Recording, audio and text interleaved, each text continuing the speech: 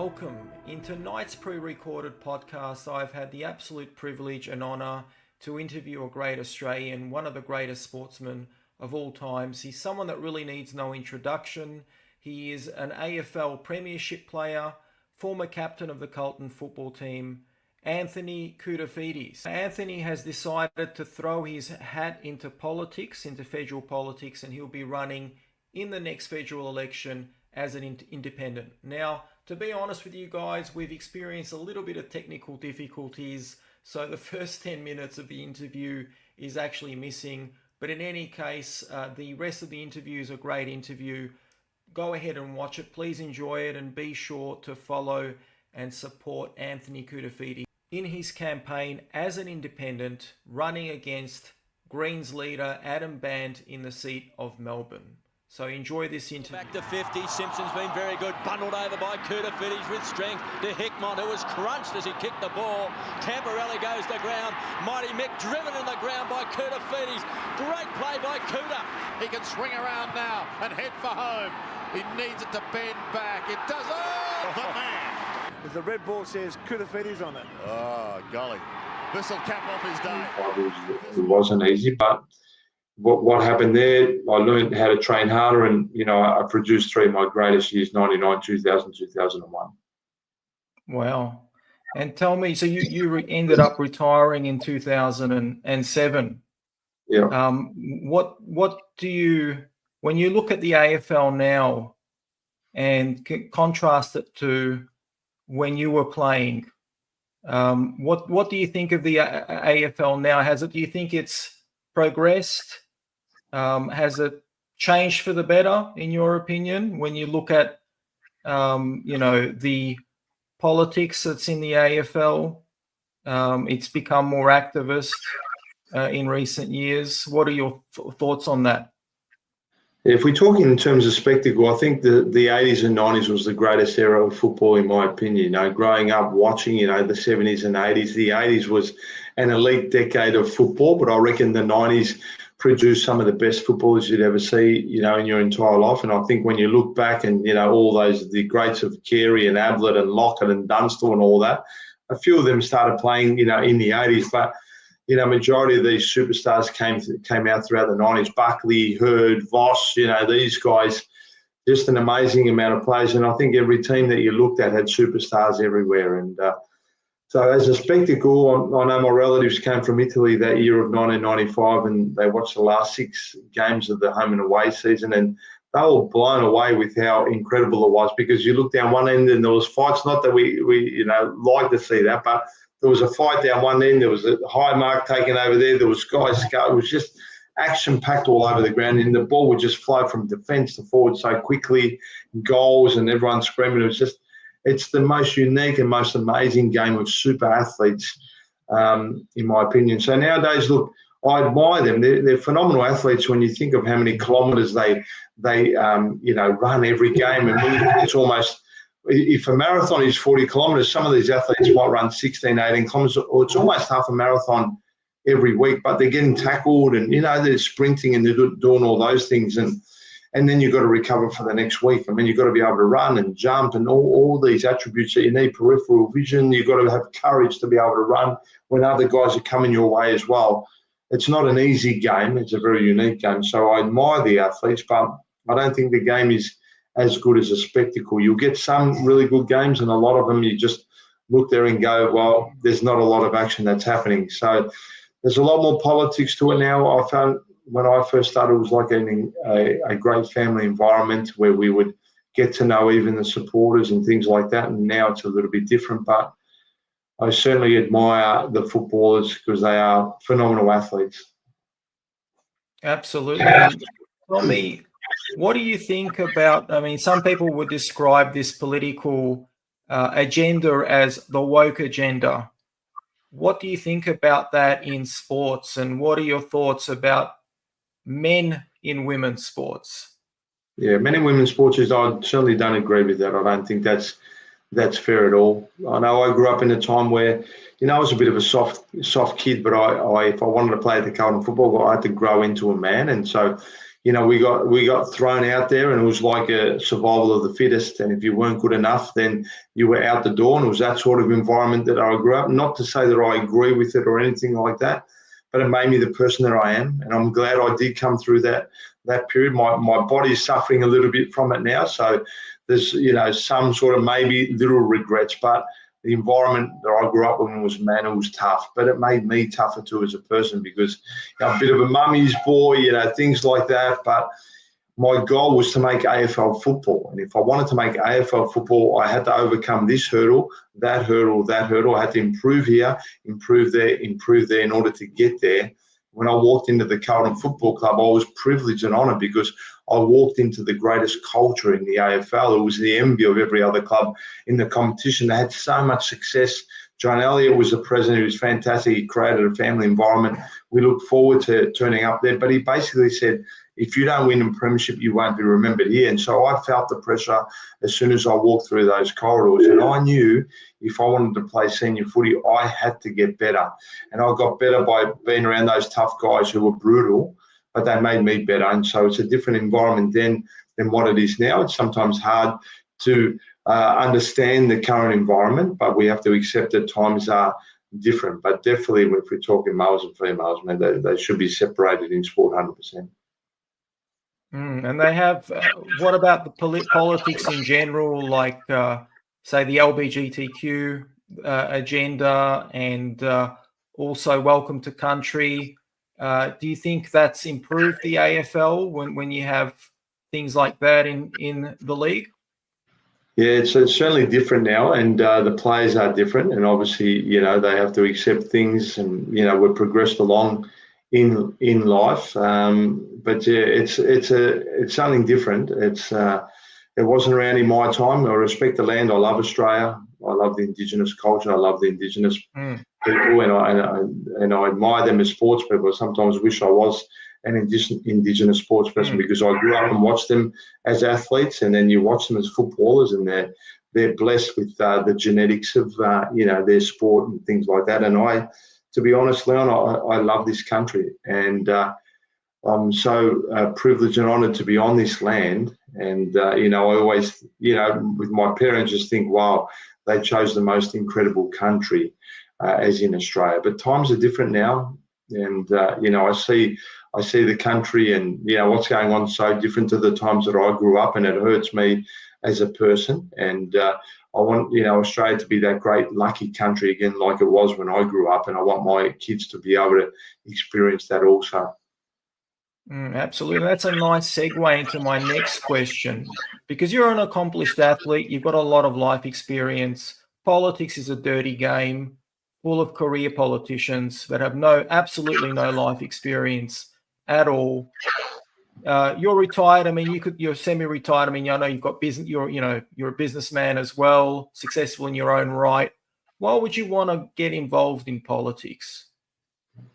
Yeah, something I never thought about. It wasn't a dream as a young kid. I was all about sport, never thought about politics, and thinking that I lived in Australia, everything would be okay. Mate, we're okay. We're blessed here. We're very lucky. And when I went to South Africa back in 1984, as I spoke to you about as well, like my brother and I said, we're just going to go down local shops. And they're like, no, you're not. We're like, why? It's just not too far.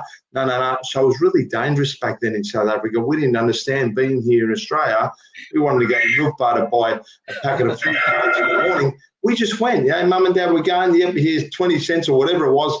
And off we went, bolted down there. It was safe. But we didn't realise South Africa was different. And so we're blessed to have lived in this country. And, like growing up, I got called, all those sort of names when you're a migrant. But, mate, I'll take that Australia any day, because I still felt safe. It was that sort of country that we lived in. We can go on the transport. I can get the train to Olympic Park to go and train as a young kid. No problem. No one disturbed you. There wasn't any trouble anywhere. But it's a different place now, Leon. So if you ask me why, because I just feel like I got to live my dream as an AFL player, as a young kid having that dream.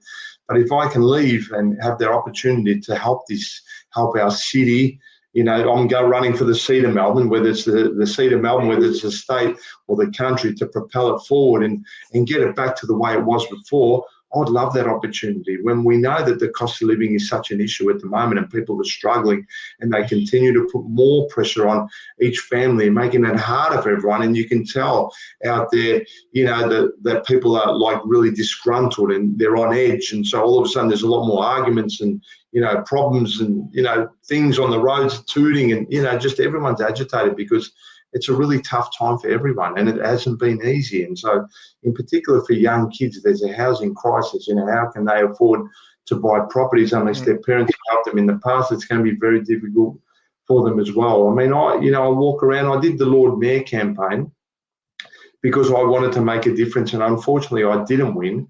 But like when I look at the city, in terms of the safety and the homeless people around, in terms of, the traffic, like the city's not even busy, but if you take a wrong turn in there, you're stuck in there for another half an hour. The transport, the car parking, there's all these issues in there. I mean, we have 20% office vacancies in the city there.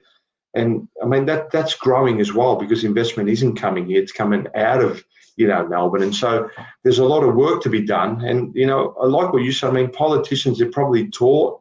They're fantastic what they do. They can talk the talk. They can get around issues and all that sort of stuff. But I want to be that common sense person, that person that's been on the streets, that understands what's going on to bring back happiness and propel our city forward again. It used to be the most livable city in the world, but right now it's not anymore. And we're falling behind more and more. I mean, to me, when I look at Victoria, or Melbourne, why do people come here? I mean, if we're going to talk weather, we ain't got the weather. We haven't got the beaches. We might have some nice golf courses, but so does everyone else. Some nice wineries, but there's probably better ones around. What we have is our central business district, the city. We have our culture. We have world-class restaurants. We have the cafes where we lead in terms of fashion across Australia. We are the sporting capital of basically the world, but we'll say Australia. And so people come for that reason. But if the CBD doesn't have that to offer, it's really hard to get people here. And so we need to increase a lot of things, in terms of tourism. But if we look at the cafes and restaurants and the retail in there, I mean, Harold's has closed down. That should be an icon in the city, but that's no longer there. All these cafes and restaurants are struggling, and a lot of them are closing down too, Leon. So I went in there for that intention to get what, now as I run for the seat of Melbourne, to get the balance right between the two parties, and that's what I want to do. I really want to make a difference here in our beautiful city. I don't want to lose it. And in terms of safety, as you know, anti-Semitism, it's just not fair on anyone. I think every community and culture, because we are so multicultural, must feel safe in everything that we do. Here in particular, we can't control what happens overseas. We want peace around the entire world, and hopefully now we'll start to get that. But we need peace here. We need to all get along well. And to be honest, Leon, I grew up there was an Indian family down the road, and they were our good friends. We hang out with them, and I hung out with Europeans. I hung out with Middle Eastern. I hung out with Aussie. I didn't care what they were, their background, their culture. To me, you're people, and if you're a good person, I hang out with you, and that's how I live my life, and that's how I live here in Australia. You're a good person, I am too, and so we all must get along well. Absolutely. And so you're running against Adam Band, the head of the Greens. And what motivates you to run against him specifically? I just feel like it's time for a fresh change. He's probably, worked hard, and he maybe had the passion. He's been in there 15 years, and I've just seen the last decade deterioration in the city. Maybe it's not all him to blame. I'm not sure, but I think we need fresh leadership, Leon, and a fresh person coming in, different ideas, and start to propel the city forward. I want to help all age groups. It's not just about certain people. And as I said before, we have a housing issue. I'm not, there's not enough being done then. The safety is not even near where it needs to be, because no matter what policies we have, if people don't feel safe, they're not going to come into that area. For example, like people in Richmond and, Victoria Street, well, I think that's the ice and heroin, capital of Melbourne or Victoria. And, what a beautiful suburb that is, and then, we go to South Yarra or Paran. I mean, the crime is out of control there. We need some things implemented there in terms of trying to get it more safer in those areas also. You know, Fitzroy, we've got to look at those areas, Brunswick Street, what it was like to what it is now, Chapel Street, what it was like to what it is now. What can we do to get these beautiful cities and strips and all that back to the way that it was before, that people used to just love going in? I know growing up, Leon, I don't know about you, but Chapel Street, it was like, that was the place to be. The centre, it was the mecca. The fashion, and mate, we all loved them. We just went down there, and it was so busy and beautiful. And Brunswick Street, you know, Milhana owned a cafe there, and I spent a lot of time down Brunswick Street because to me it was a little bit alternative, but I get to be left alone a little bit as well. So I love that area. And Richmond, as we know how iconic that area is too. So there's a lot of work to be done. Absolutely. And tell me as well, so what do you think, what policies have you got to, I guess, bring back that business? Because we've got a lot of, you know, as you pointed out, Chapel Street used to be thriving. Now all you see is boarded up shops.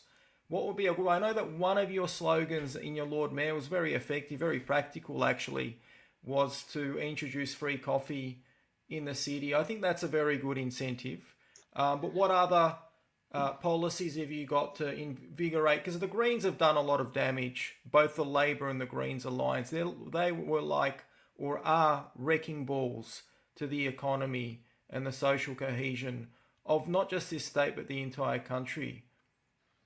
Yeah, so with the coffee idea came about because when we looked at the city, Leon, we basically said, okay, Tuesday, Wednesday and Thursday, the city's okay. Monday and Friday, very quiet. What sort of incentive could we do to help a Monday and a Friday? And so our Monday was like a free coffee for a month. And we basically valued that at $200. It might cost us, $250,000 per day for the month. So it's $1 million investment back into the cafes and into the city, the cafes that are struggling. And, for the cost of living crisis at the moment, a free coffee for someone, Leon, could put a smile on their face to make a difference, in particular on a Monday when people are suffering, and a chance, an opportunity maybe with their workmates or friends or whatever to come there and have a coffee with them. And some of them maybe potentially purchasing a sandwich or a sweet or something, just to help the cafes. Because as I walked around the city, in particular South Bank, where there used to be 16 cafes, there was 5 left. And who knows since then, Leon, maybe 1 or 2 or 3, because some of them were on the brink of disaster also, they might be all gone. And that, thoroughfare where people walk through from there over to there was basically to get to see the city. You walk into the Yarra River and this beautiful precinct. So all these cafes that, that we're losing. So our Monday incentive was invest this money back into the cafes to help them, and then obviously put a smile on people's faces, get a good mental wise for people who are struggling as well. The other one was on a Friday. We looked to concession rate transport. So obviously the private transport owners, the state government would look at to sort of help us, because in Queensland for 50 cents you can go from the Gold Coast to Brisbane for 50 cents. So all the transport 50 cents, and it's been so successful there, they're continuing it on. So what are we doing here to entice people to come into the city? We thought concession rate transport.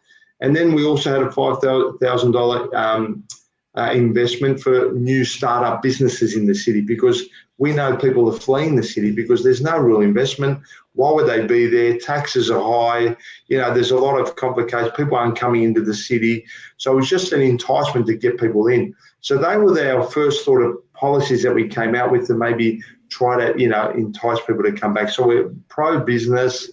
We want to give back into the cafes, and we're hoping for cheaper transports. But there was a number of other policies too that we covered throughout the campaign. And even something like this, it's going off the top of my head, but even the AFL Grand Final, why would they do it outside like where they do it? Why not bring everything back into the city? In my day, everything, the car parade was around the city. It's just to get people back in to help the businesses in the city. And that's how I thought as well. People were looking at selling car parks, and mate, what? The Regent Theatre, he's apologised now, but there's no reason why we should be selling any of our iconic things. We need to retain and hold on to everything. So right now, though, Liam, the number one priority for everyone is cost of living. Some of the things of what we can do, and now as the campaign starts to get going, we will release some. So, in terms of how we can, save some money for the people out here who are doing it very, very tough. And so soon, if people just, follow me on Instagram and things like that, you will start to see our policies that come out, the cost of living, the safety. There's obviously, we're breaking down the ages of people too, and what is it that women want, bulk billing, because that's important for them as well. And so that's important to continue on as doctors become harder to see and things become more expensive. There might be some, what are some incentives, Leon, that we can help these young people to be able to get a mortgage to be able to purchase a home, which has been very difficult as well. So we have those ideas also, and I think with the team that I have and the belief in them as well, we're going to come up with some great things, but that's only the start of what we're going to do, because once we get in, we're really going to change a lot of things to help people. For me in particular, I have to say the seat of Melbourne in my areas, but I hope by doing that then extends to the broader part of all of Victoria and beyond after that as well, because I feel like as states across Australia, we are lagging behind. As Sydney got all their public servants back to work and their cities thriving, because I went there as well during the campaign and how busy they were compared to ours. Why are we learning? I'll learn because I'll look at everyone else, but why aren't we the front runner of all the other cities doing things here where the other cities look at us and go, hey, this is what they're doing here in Melbourne. Why aren't we doing it over there? Instead, we're the ones looking at every other state in Australia going, they're doing it there, we need to do it here. And Anthony, you're running as an independent. Yes, I am. Motivated you to run as an independent? Yeah, look, I don't want to be aligned to any party, in all honesty. And so our thing is to get the balance right. Like, we're not saying Labor's perfect, we're not saying the Liberals are perfect, but between them, both of them, we want to get the balance right. And I think that's important too, and we're not really, the nuclear part of things that we aren't really looking at right now. And so obviously we're all about, the solar, we're about the wind, we're about the hydro, all those things. And we want to try to reduce power costs as well, which we believe we can to help people, because they're just like really out of control at the moment. Insurances are going up, everything's just going up and making it harder for all of us. So the policies, we look at both sides, and we're speaking to the people, getting the ideas of what people want, and we're going to come up with, I believe, the best policies out of everyone. And I believe we can really help the seat of Melbourne propel forward like never before. But it is urgent though, Leon, because in my opinion, and the more longer we leave it to go the way that it's going now, it's going to be really difficult to get our city back. We must fight for our city if we really love it, and that's what I'm going to do. I couldn't think of anything more embarrassing than having someone like Adam Band represent Melbourne. So I think it's a great opportunity for someone like you, Anthony, who's not a career politician, who's had a successful career both in sports and in business, to come in, because we need more people of your caliber. Because with career politicians, we have people who have no life experience, who have a lot of conflicts of interest, and they base their decisions. They're obviously targeted by special interest groups, and they make their decisions based on those conflicted agendas. So Anthony, is there anything else that you'd like to share with our audience tonight before we wrap up? Well, no, I think because you're talking like in terms of like businesses, I've experienced that. I've experienced sports. So everything that I learned, even as I explained before, like the sport, not everything came easy for me. I had to work extremely hard. I had to learn disciplines to get myself better in order to succeed in the way that I did, in order to be able to live my dream and achieve my goals. And so I understand that when I finished sport, football, for 3 years, I was a lost person in this world. I was a bit like, what do I do the rest of my life? I was lucky I continued to read and listen to positive things and write down my goals. I continued that pathway because I know myself, in order to get better, I must improve daily. And that's the sort of thing that I live by. And so when I have an opportunity like this to be able to represent like Melbourne, I'll give it my absolute all. And I'll want to treat it like as if it is my business, because running businesses in the past and currently, I know how difficult it is. And those cafes that were shut down during COVID, I wouldn't be able to sleep if that was me. And so I feel for those people too. I thought it was very unfair for them for whatever, like the reason to just shut down just because of the sake of, they decide to shut down. But my heart went out to the people that were suffering. And so we need to change things. And so having run a business before, I feel like I've had so much incredible life experiences. Now we can read a book, we can study, we can study and we can do all that stuff. But I don't believe that's enough. I can say that I've done it through life experience, my ups and downs. Just when I thought, everything was going right in life, you get hit again. It's another hurdle and push on. And that's how I live my life. And so everything that I do, I'm going to do it at my absolute best. And by doing that, speaking to people, and I believe I'm the sort of person, I'll be at ground level. If people need me, I'll be there. I'm attainable to be able to listen. And whatever it is you want, go into Parliament and fight for the seat of Melbourne, and that's what I'll do. And Anthony, you've obviously got a presence on Instagram, and where else can people find you? Yeah, on Facebook. So on Instagram, Antony Koutoufides. On Facebook, also Antony Koutoufides.